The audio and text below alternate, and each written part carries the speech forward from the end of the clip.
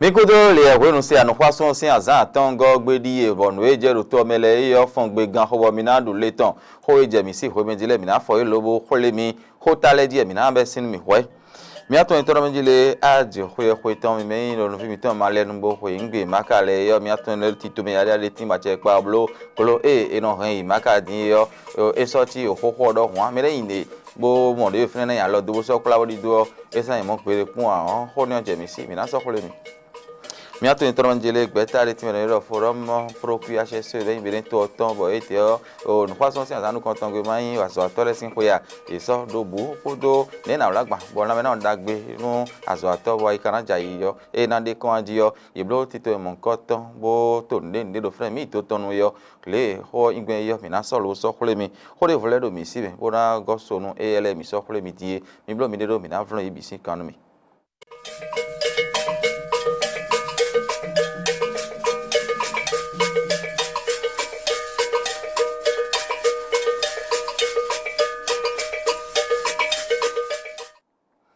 mi ve kudo hwemense a len kudo gbonu mi ye mi ato entoro mejile o mi na besin eloji hwe sen do gbasa e mi na besin bo sen do gbasa senu entole yo yido khode bona kende o e home pon mi ato entoro mejile fine yo ne kana wa gben bo tito mele na do kanji hwe nu eto gan ye yo na yi asin podo e do ma eblo so mi to gan tan do no kwason sin do le do son sin azan we go mi do gudo ye a onu kwason sin azan ko nu ko ene go gbe jawe din yo to gan ye yo romi adugwada yi ena to ganzin po da sin lo to viro poro fene bo won ma lo so se do sento do gba sa kin kan bi odo menjele o di do le o menjele tin bo ina hododo pe ta ya de me be no ro se na de tin tin pe ta ni on e ma ko zan gete ane e ko so pe ta ni so jinja yin tin ya bo to gan yeyo nai azin po gbeta eniyan me vocal vla foa hon ho yi beru kin kan biyo ye senu yen to ten we ero sen do gba sawe hon ye de diyan dorote so sa kwa han to le po dijan yin e ho me bo ke ndo ho mon ko ton yi na blo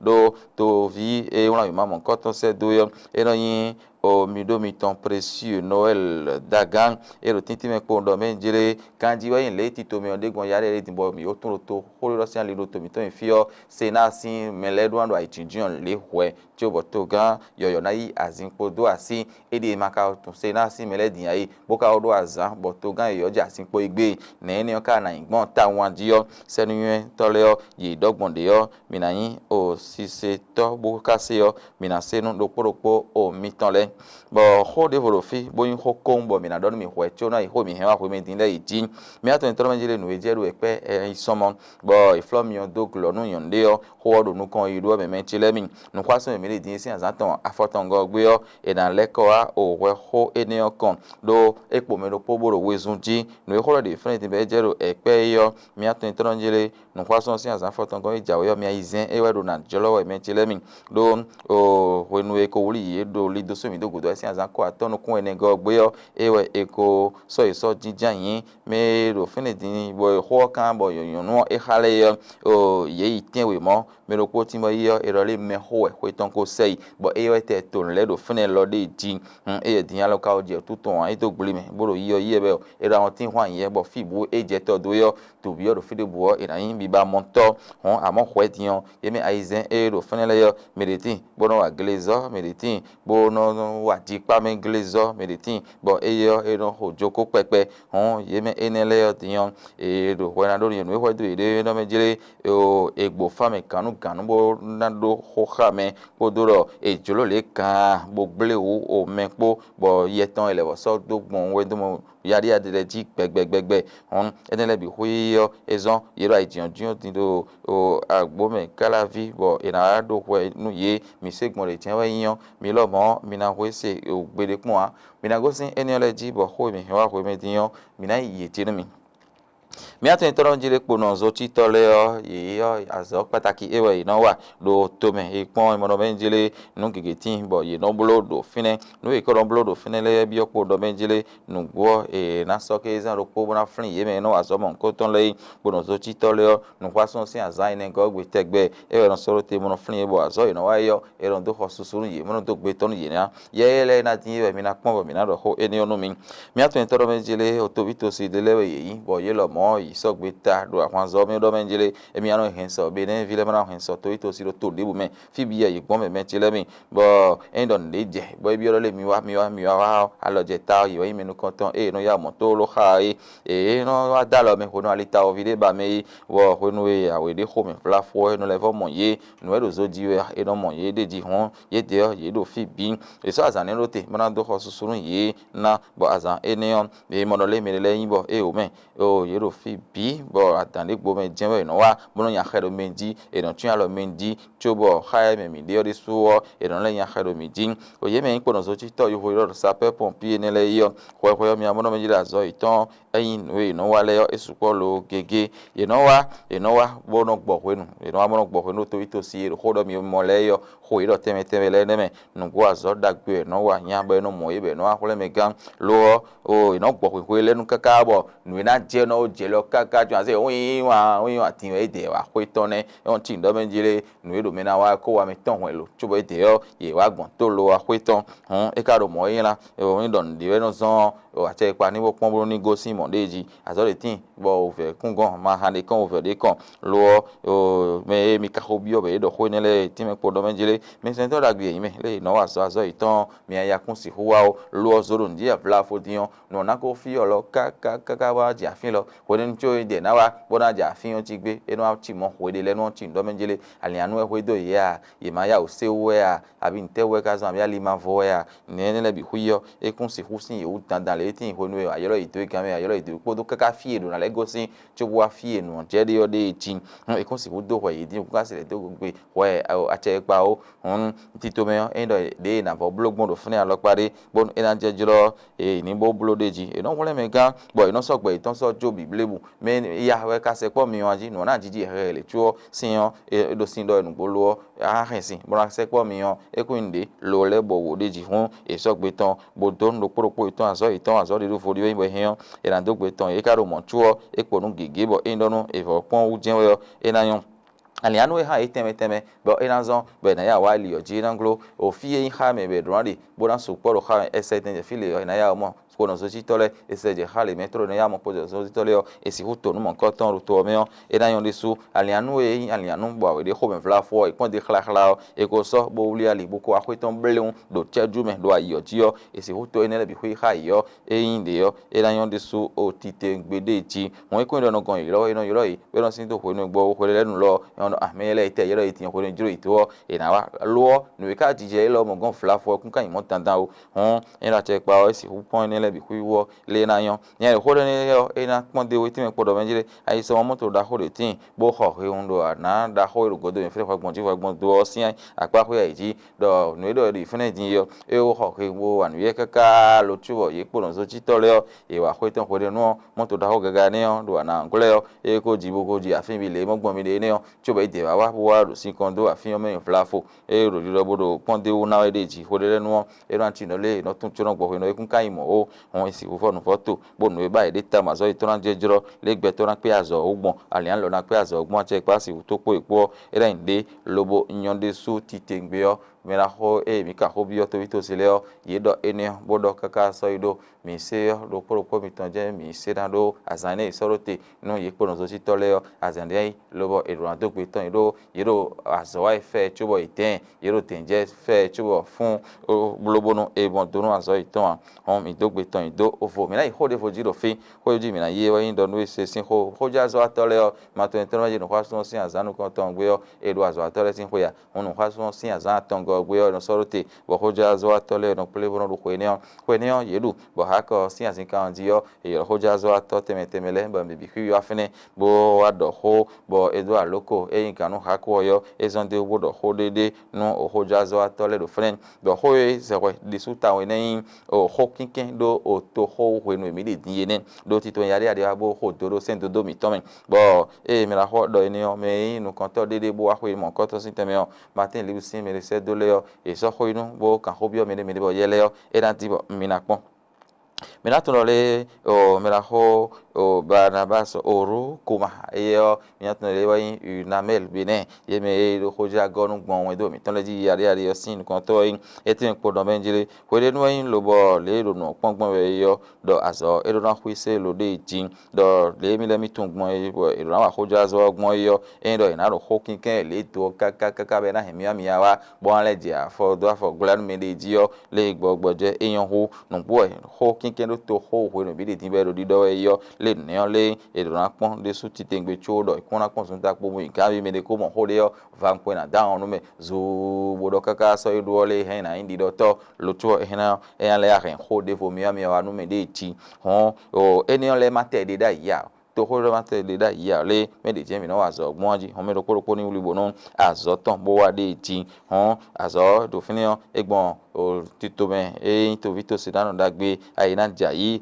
podo to ho teme le po he na no wa zo gbon ali eni le dun o agapi Napoleon maforika eyin o etele sinu konto boka ko no ha ko fini bo wa zo dai etime po do mejere do wo le mi pon kaka le hojaja zo anayi ba ho bona wala bona kendo bona so khole to vitosi bo e biora e kan hobio me de wo ana kan hobio de azo foro fene me le timbo e mo horo po le yo e rando kaka bo do tongolo tombo do se jele u de ti e karo mo e lande su ti tengbe e so to horo sin o hokin kendo po nde vo de foro to me po bo hoja azo ato so azo ton e hian e na wa fe deji lo e maka wa nu e kaka wo yo haro to ton e kono gboje onu me de le e karo mo e yan hon azo e do na ori bona bo buli de be do ba joro me ro poroko do e pon do nu e je do to kuno han pede pon kun to ho so ho jina hwe bo na mo ni o da kun hwe choyin o ho jara zo ato do to me o de ti me na ho e do enion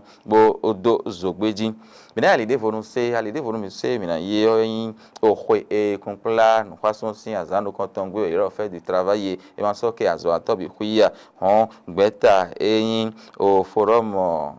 kuya procure hse beneto ton ye deo ye ton le ro fren no eto yo o azan ye sorote do le do son medon beyin e do an itamendo la mena ndagbe azo ato ton podo azo ato e do an ganji o fi azo de ai do aja inion e so bo do no fason sin azando quand on fait de travail no e azo ato le sin ho le bi do po bodo bo so azo ato le so jinja yin kwa hse le so jinja yin go si fi bi bo wa bo so ho bo timene ye teme do hota gegeji bo inu wa ka fo yo matin le télévision mi to to me yo mi ka hobio me da se me da mo me da ho Alain Faron gbo e ro horo fine mo je me da mo o tingugi Albenego e ro horo fine so su kas mi skodo Miguel Bosuko e de ro hobo le e de mo ko mo koton gbon yo yi do e no e mi afie egbe o yin do o hwe wo azan konkonton e do o soin tongo hwe po ton me e ro premier mai yo mi me yin azowato eno pe kuno aina aijayu lamero ganjinu azowato le ton mi no ho mi de le ple bonu mero totali gbe o ya mero ide buro bene kungbanje opo mero togudo le po mi no ho mi de le ple bono a do ho huisi de le bono le vodo tumi de le bonu ndede bo mede mamon kunje me mi no cambio mi de le na do ho problem ya e yen wa egbe o monukun je noe yoro agbanhwe enonze dali die ni ole yo ndele de member ganu hwe enonze dali die mi no yoro pa no yovo yoro pa no yo ti megbon egbe o monukun je dele obo nu yin na level azo do azo hwe ento medion de na no gbon yin na tunde yin na blogbon dion be na yin mo sogbe ha se ero to mi ton me o nu wa dagbe we ene god ye mi lo biblo die do azo hwe mi ton me o no yin la mena do ganjia ina jai azo atole ton eyin nu o taji bo mi an kunu mi no e zombo nu le nkoton mi de mi mi bioro ina no blo hwe bo hwe na le wale o ina le inu bo ja chobo esa yin do mi de le kede na no wa no yin me yin azo hwe ganle desuo ina no te pombo no wa bo no e mi no dole ho mi no dole no yin nu taji be do na he le o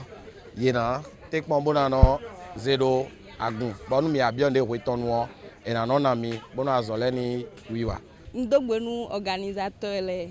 initiative de blog et nous mettons puisque c'est pour la sécurité avant tout. Tito Mendagbe, ouais, j'ai grandi. Bon, mi souhaité ni pour les fois à venir ni essayer continuer comment et là yon. Et oui là vivi, mais ça c'est dans des voies parce que et Fatou est organisé nous mon canton parce que nous les n'applique caca et n'adore et donc et nous prévient donc maintenant donc nous mais quelques mois beaux alors demain bon nous mon canton oui va quoi des midou dion quoi et fait beau marché grandi donc il y a bien organisateur là vous que chaque année ni non moment ni ici les blue ben aller faire au goût et dans les yon.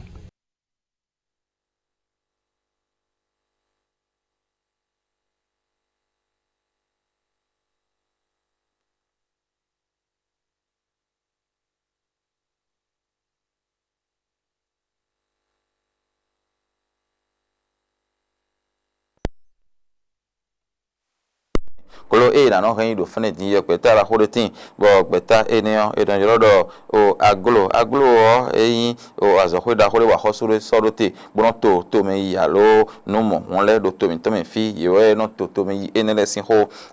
ye de mo do benjele golo e me de no zan ben yo voto me do falis neo me de kun gbode ko na so di dopo e kun so mo me maka yi ho ye ko ton fo mo de me bezon bo ezon golo de le do fene ye le na je tin ti me na do ho ton no